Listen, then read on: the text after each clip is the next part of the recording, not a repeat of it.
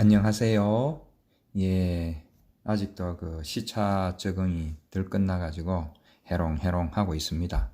자, 오늘은 성경 말씀 한 구절을 볼 텐데요. 제목은 선악과의 실체라는 제목을 가지고 동산 중앙에 있는 나무의 열매는 하나님의 말씀에 너희는 먹지도 말고 만지지도 말라 너희가 죽을까 하노라 하셨느니라. 창세기 3장 3절 말씀, 우리가 잘 아는 말씀이죠.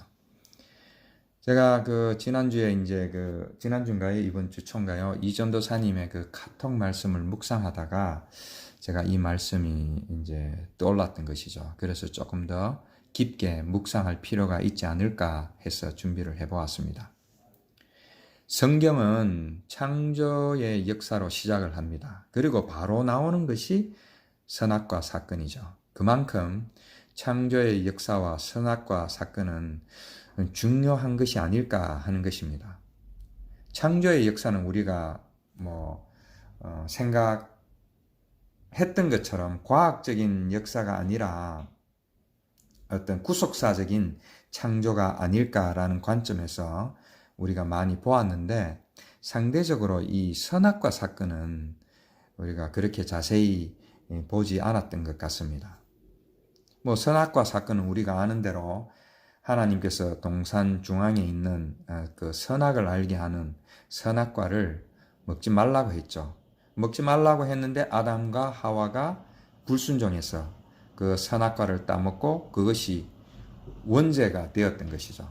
그리고 원죄가 되면 그 원죄와 더불어서 우리가 살아가면서 짓는 또 자범죄가 곁들여져서 우리는 예수 그리스도의 십자가로 그 원죄와 자범죄가 제사함을 받고 구원을 얻는다라는 것이 성경 말씀의 어떤 핵심이 되는 것이죠. 그런데 말입니다. 여기서 제 개인적으로 두 가지 합리적인 의문을 한번 제기를 해보겠습니다. 하나는 불순종한 아담과 하와만 있는데 정말 이것이 불순종한 것에 대한 것이라면은 왜 순종한 사람은 아무도 없는가라는 것입니다.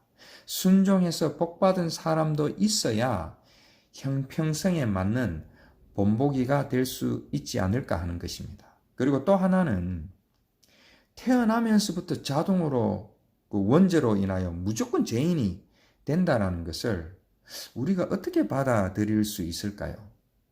우리가 그 사형리를 하다 보면은 우리가 죄인인 것을 전제로 하죠. 그것을 복음을 잘 알지 못하는 사람에게 전할 때에 그 사람들이 나는 이때까지 그 죄를 짓지 않고 살았는데, 나는 아무 그 거리낌 없이 살았는데 왜 나를 죄인이라고 그러느냐 라는 것에 대한 우리가 답을 어떻게 해야 될까 참 헷갈리는 부분이죠. 만약에 이렇게 된다면. 그래서 이 두 가지 의문을 가지고 이렇게 우리가 말씀을 보고 또 성경 공부를 하면서 물어보고 해도 썩 만족할 만한 그런 대답을 하는 사람이 제 주위에는 없었던 것 같습니다. 물론 있겠죠. 이 말씀을 여러 각도로 또 구속사적으로 보시는 분들이 또 이렇게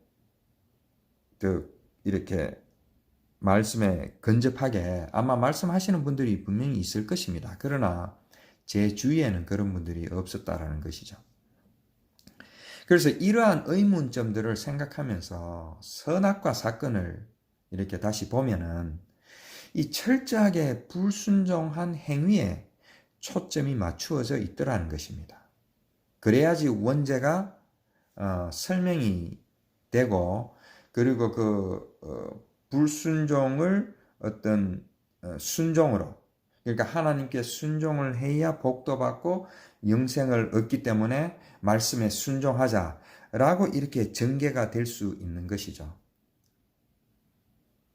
우리가 이제 우리 그루터기 성경 공부 동역자 분들은 하나님의 우리의 구원은 온전히 하나님의 은혜로 주어지는 것이기 때문에 우리가 거기에 대해서 무슨 행위를 보탠다라는 것이, 우리가 뭐 열심히 하자라는 것이, 물론 이제 교회 구성원으로서 열심히 하는 것은 전혀 문제가 될 것이 없죠. 그러나 구원의 문제에 있어서 우리가 뭔가라도 해야 되고 열심히 하는 것이 결국은 이것이 우리의 종교적인 신념이 될 수밖에 없고 종교적인 행위가 될 수밖에 없기 때문에 세상 종교하고 조금도 다를 바가 없더라는 것이죠. 결국 세상의 한 종교로 그냥 버리는 것이 아닌가 하는 것입니다. 자, 그렇다면은 우리는 다시 본문 말씀으로 돌아가서 우리가 초점을 맞추고 있었던 그 아담과 하와의 불순종에 맞추지 말고, 그 불순종 행위에 맞추지 말고, 어쩌면은 우리는 그것에서 벗어나서 하나님은 어쩌면 선악과 자체를 가지고 우리에게 무슨 말씀을 하시려고 하는 것이 아닌가 하는 것을 한번 생각을 해보면 어떨까 하는 것입니다. 저는 심지어 그런 패러다임에서 벗어나는 것이 어쩌면은 구원하고 맞먹는 것이 아닐까 하는 생각까지 하게 되는 것입니다.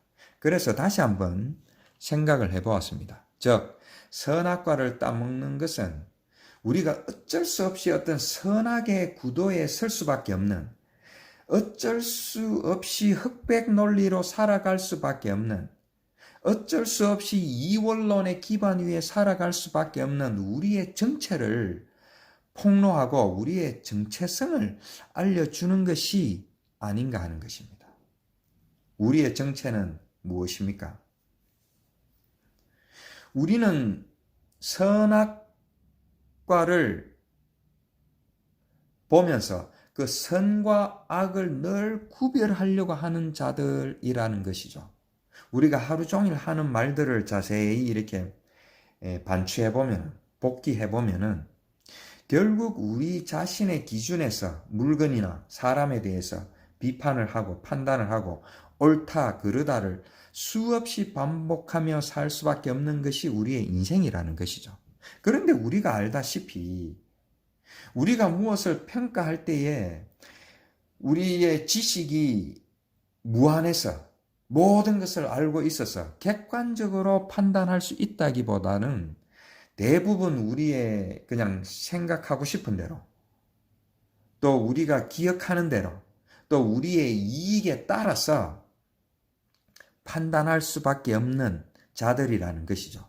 즉 우리에게는 그 판단을 할 수 있는 능력 자체가 없다라는 것입니다. 그것을 온전히 하실 수 있는 분은 하나님밖에 없다라는 것입니다. 시대에 따라서, 나라에 따라서, 문화에 따라서, 또 사회에 따라서 수없이 변화되는 그런 선과 악을 우리가 어떻게 다 판단할 수 있겠습니까? 그럼에도 불구하고 우리는 판단할 수 있는 것처럼 자꾸 하나님의 자리에 올라서려고 하는 것이죠. 그 자리에서 흑백 논리로, 이원론으로 자꾸 진리를 판단하고 세상을 판단하고 심지어는 말씀을 판단하고 하나님까지도 판단하려고 하는 것이 우리의 모습이라는 것입니다. 그런 우리는 어떤 자들이냐? 우리는 늘 선과 악, 빛과 어둠, 순종과 불순종, 생명과 죽음, 네 편, 내 편, 이렇게 늘 편을 가르고 분리를 하고 이런데 애를 쓰면서 살아가더라는 것입니다. 이원론에 빠져서, 다른 말로 하면은 선악과를 먹은 인간으로 그 선악을 분별할 수 있는 것처럼 왕이 되어서 이러한 것들을 분리를 해버리니까 성경 말씀이 이게 복음으로 와 닿을 수가 없는 것이죠. 예를 들면은 성경은 우리는 죽어야지 살 수 있다라고 하는 것입니다. 여기서 죽어야 된다라는 다나토스라는 죽음을 반드시 거쳐야지 우리가 새 생명을 얻고 살아갈 수 있다라는 것이죠. 그런데 죽음과 생명을 둘로 쪼개어버리면은 이러한 것들이 이해가 되지 않는 것이죠. 우리가 이 전도사님이 말씀하신 것처럼 빛의 부재가 어둠이라고 하는데, 선의 부재가 악이라고 하는데, 또 그 어둠이 존재하기 때문에 우리가 빛을 인식할 수 있고, 우리가 그 악이라는 것을 통해서 선을 인식할 수가 있는 것이죠. 그래서 이 두 개를 딱 나눌 수가 없는 것입니다. 그럼에도 불구하고 우리는 계속 흑백 논리로 또 이원론을 가지고 자꾸 편을 가르고 하고 하면서 살아가는 것이죠. 그러다 보니까 값없이 우리를 구원해 주시는 그 하나님의 은혜를 우리는 이해할 수가 없는 것입니다. 이해할 수 없으면서도 이해한다라고 자꾸 말을 하면서 그곳에 그 하나님께서 이루어 가시는 구원의 우리의 행위를 자꾸 보태려고 하는 것이죠. 종교적인 신념과 행위를 가지고 그것을 복음인 양 착각하면서 세상 종교인들처럼 살아가는 것이죠. 복음을 알지 못하니까 자꾸 세상 도덕적으로 가버리는 것입니다. 우리가 어떨 때는 목회자들의 그 말씀을 들으면서 오늘 복음을 들으러 왔는 것인지 아니면은 도덕 세미나를 들으러 온 것인지 알 수가 없죠. 그 휴머니즘 이런 것을 얘기하면은 우리 가슴이 뭉클해집니다. 막 감동이 있죠. 그러나 그런 감동은 결코 우리를 구원할 수 없다라는 것을 우리는 알아야 됨에도 불구하고 또 말씀을 전하는 자들이, 복음을 전하는 자들이, 그 복음을 전해야 되는 자들이 그것과 복음과 자꾸 헷갈려가지고 자꾸 그런 것들을 전하는 것이죠. 그래서 말씀을 듣고 나오면은 오늘 뭐지? 라고 싹 잊어버리는 것입니다. 그래서 그러한 복음을 혼돈해서 어떤 세상 도덕적으로 나아가 버리고 휴머니즘 이런 것들로 나아가 버리면은 그곳에는 생명이 없다라는 것입니다. 너희는 먹지도 말고 만지지도 말라. 너희가 죽을까 하노라. 그 선악과를 알게 하는 그 나무를 먹지도 말고 만지지조차 말라라는 것입니다. 휴머니즘, 도덕 이런 것들은 먹지도 말고 만지지도 말라라는 것입니다. 물론 우리가 이 사회의 구성원으로서는 열심히 그런 것들을 지켜야 되겠죠. 그러나 그러한 것들을 복음으로 착각하고 그곳에 매달리지 말라라는 것입니다. 그런 연약한 존재가 우리라는 것입니다. 선악과를 보고 그것을 깨달으라는 것이지 않을까 하는 것이죠. 그래서 선악과는 순종, 불순종의 문제가 아니라 우리의 정체가 무엇인지 똑똑히 보라는 것입니다.